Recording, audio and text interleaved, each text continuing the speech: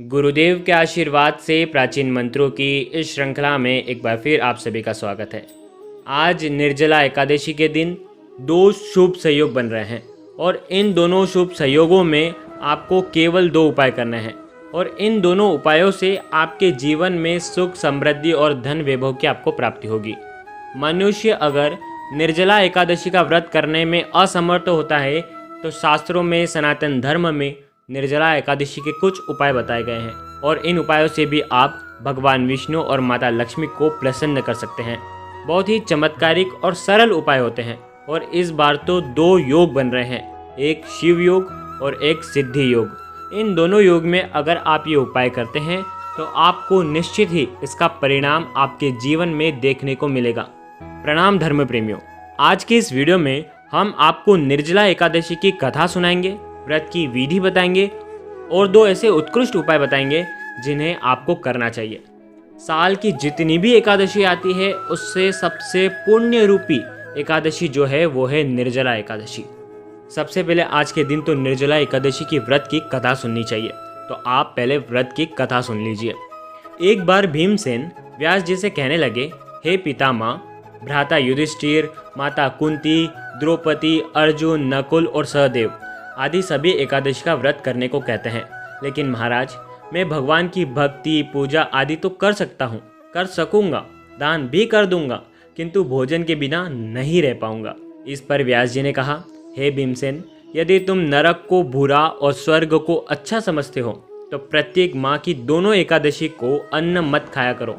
इस पर भीमसेन बोले, हे पितामह, मैं तो आपको पहले ही कह चुका हूँ कि मैं भूखा नहीं रह सकता। यदि वर्ष भर में अगर एक ऐसा व्रत हो जिसे मैं कर सकूँ, क्योंकि मेरे पेट में व्रत नामक अग्नि है, इसके कारण मैं भोजन किए बिना नहीं रह सकता हूँ। भोजन करने से वह शांत रहती है, इसलिए पूरा उपवास तो क्या, मेरे लिए तो एक समय भी भोजन न मिले तो मेरे लिए कठिनाई हो जाती है। ऐसे में आप मुझे कोई ऐसा व्रत बताइए जो वर्ष में केवल एक ही बार करना पड़े और मुझे स्वर्ग की प्राप्ति हो जाए। इस पर व्यास जी विचार करने लगे और कहने लगे, हे पुत्र, बड़े बड़े ऋषियों ने बहुत शास्त्र आदि बनाए हैं। शास्त्रों में दोनों पक्षों की एकादशी का व्रत मुक्ति के लिए किया जाता है, ये बताए गए हैं। ऐसा सुनकर भीमसेन घबरा गए और व्यास जी से कोई दूसरा उपाय बताने की विनती करने लगे। ऐसा सुनकर व्यास जी कहने लगे कि वृषभ और मिथुन की संक्रांति के बीच ज्येष्ठ अमावस्या के शुक्ल पक्ष की जो एकादशी आती है उसका नाम है निर्जला एकादशी। इस एकादशी में अन्न तो दूर, जल भी ग्रहण नहीं करना चाहिए। तुम इस एकादशी का व्रत करो। इस दिन भोजन नहीं करना चाहिए और न ही अन्न जल ग्रहण करना चाहिए। सूर्योदय से शुरू होकर द्वादश के सूर्योदय तक व्रत रखना पड़ता है, यानी व्रत के अगले दिन पूजा करने के बाद व्रत का पारण करना पड़ता है। व्यास जी ने भीम को बताया कि इस व्रत के बारे में स्वयं भगवान ने बताया था। यह व्रत सभी पुण्य कर्मों और दान से बढ़कर है। इस व्रत से मनुष्य समस्त पापों से मुक्त हो जाता है।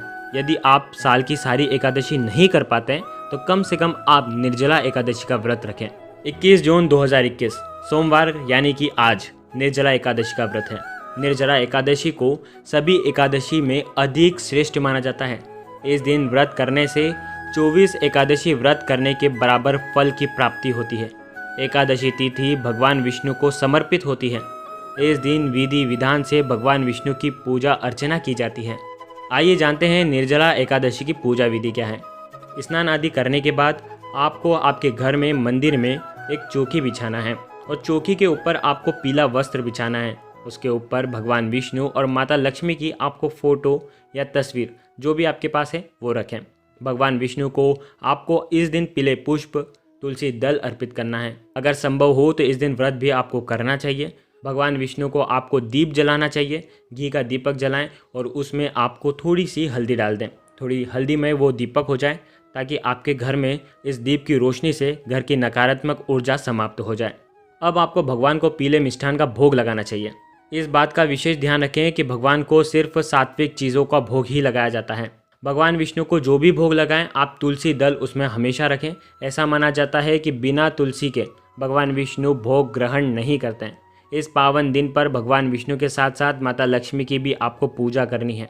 भगवान विष्णु और माता लक्ष्मी को आपको इस दिन हल्दी से तिलक करना है। और ध्यान रखें, आज के दिन आप तुलसी जी के पत्तों को न तोड़ें। आपके जो पुराने तुलसी जी के पत्ते हों आप उन्हें शुद्ध जल से साफ करके आप वो भी चढ़ा सकते हैं। और साथ ही इस दिन आपको ओम नमो भगवते वासुदेवाय का कम से कम 108 बार जाप करना चाहिए। तो ये थी निर्जला एकादशी की पूजा विधि। अब जानते हैं निर्जला एकादशी का महत्व क्या है। इस दिन व्रत से सभी तरह के पापों से मुक्ति मिल जाती है। इस व्रत को करने से व्यक्ति की सारी मनोकामना परिपूर्ण हो जाती है। धार्मिक मान्यताओं के अनुसार एकादशी का व्रत करने से मृत्यु के बाद मोक्ष की प्राप्ति होती है। आज का दिन बहुत शुभ है और कई योग भी बन रहे हैं। तो ध्यान रखें, अगर आप आज के दिन ये उपाय करते हैं तो निश्चित ही माता लक्ष्मी की आपको कृपा प्राप्त होती है। हिंदू पंचांग के अनुसार ज्येष्ठ मास के शुक्ल पक्ष की निर्जला एकादशी के दिन आज शिव योग के साथ साथ सिद्धि योग भी बना हुआ है। शिव योग आज 5:34 तक रहेगा। इसके बाद सिद्धि योग लग जाएगा। निर्जला एकादशी व्रत में जल का सेवन भी नहीं किया जाता। व्रत के पालने के बाद ही जल का सेवन किया जाता है। इस दिन जल का त्याग करने का नियम होता है। लेकिन जो व्यक्ति व्रत नहीं कर सकते उनको आज के दिन छोटे छोटे उपाय करना चाहिए ताकि आपको भी पुण्य की प्राप्ति हो। जो व्रत करते हैं वो भी ये उपाय कर सकते हैं और जो व्रत नहीं करते वो भी ये उपाय कर सकते हैं। 2 उपाय हम आपको बताने जा रहे हैं। पहला उपाय आपको शिव योग में करना है। शिव योग 5:34 तक रहेगा। ध्यान रखें, आपको पीपल के वृक्ष के वहाँ पर जाना है, क्योंकि पीपल का जो वृक्ष है वो भगवान विष्णु का एक साक्षात रूप होता है। भगवान विष्णु स्वयं कहते हैं कि मैं पीपल में वास करता हूँ। आपको एक लोटे में कच्चा दूध डालना है। गौ माता का कच्चा दूध हो तो अति उत्तम रहेगा। ध्यान रखें, उसके अंदर थोड़ा सा आपको जल डालना है, थोड़ा सा गुड़ डालना है, थोड़ी सी हल्दी डालना है और आपको ये पीपल के वृक्ष के वहाँ पर अर्पण कर देना है। और अर्पण करते हुए ओम नमो भगवते वासुदेवाय का कम से कम 11 बार आपको जाप करना है। इसके बाद आपको वृक्ष की 3 या 7 परिक्रमा करना है। परिक्रमा करते हुए भी आपको ओम नमो भगवते वासुदेवाय का जाप करना है। हमारे शास्त्रों में पीपल के पेड़ में देवताओं का निवास स्थान बताया गया है। भगवान को प्रसन्न करने के लिए और उनका आशीर्वाद प्राप्त करने के लिए इस निर्जला एकादशी पर पीपल के पेड़ के नीचे आपको घी का दीपक भी जरूर जलाना है। और ध्यान रखें, उस घी के दीपक में भी आपको थोड़ी सी हल्दी मिला देनी है। धार्मिक मान्यताओं के अनुसार शिव का अर्थ शुभ होता है। ज्योतिष शास्त्र में इसे बेहद शुभ योग में गिना जाता है। इस दौरान किए गए कार्यों में शुभ परिणाम प्राप्त होने की मान्यता है।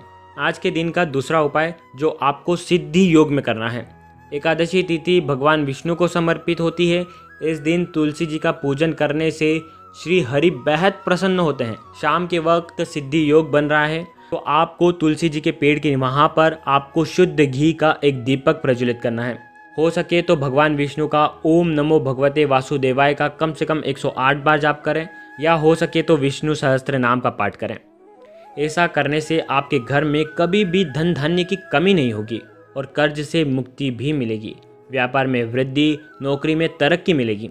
सिद्धि योग को बेहद शुभ माना जाता है। यह योग ग्रह नक्षत्रों के शुभ संयोग से बनता है। यह योग सभी इच्छाओं को पूरी करने वाला माना जाता है। इस योग में किए गए कार्य में सफलता हासिल होती है। तो आपको इन दोनों उपायों में एक तुलसी जी को आपको घी का दीप प्रज्वलित करना है और मंत्र का जाप करना है, और एक उपाय में आपको कच्चा दूध आपको पीपल के वृक्ष के वहाँ पर चढ़ाना है।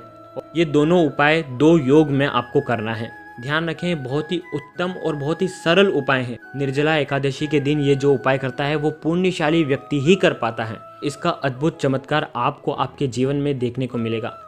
तो आप इन उपायों को ज़रूर करिएगा। व्रत करने वाला भी कर सकता है, बिना व्रत करने वाला भी कर सकता है, या दोनों में से एक उपाय आप जो कर सकें वो भी आप कर सकते हैं। गुरुदेव के आशीर्वाद से प्राचीन मंत्र, यंत्र और उपाय आपको प्रभावना के रूप में दिए जा रहे हैं। आपके अपने इस चैनल को लाइक करें, शेयर करें, सब्सक्राइब करें और बेल आइकन को ज़रूर प्रेस करें। जय माता रानी, जय गुरुदेव, प्रणाम।